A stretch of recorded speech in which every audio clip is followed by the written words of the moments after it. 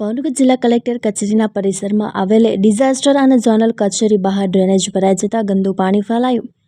ગંદુ અને દુર્ગંધયુક્ત પાણી ફેલાતા કચેરીના પરિસરમાં આવતા લોકોને ભારે હાલાકી. સરકારી કચેરી ખાતે જ ડ્રેનેજના પાણી ઉભરાતા સફાઈ અને સ્વચ્છતાની કામગીરી અંગે અનેક સવાલો ઉઠ્યા. એક તરફ સ્વચ્છ ભારત અભિયાન ચલાવવામાં આવે છે, ત્યારે જિલ્લા કલેક્ટર કચેરી ખાતેના દ્રશ્યો જોતા સ્વચ્છતા માત્ર કાગળ પર જ હોય તેવું લોકોમાં ચર્ચાઈ રહ્યું છે.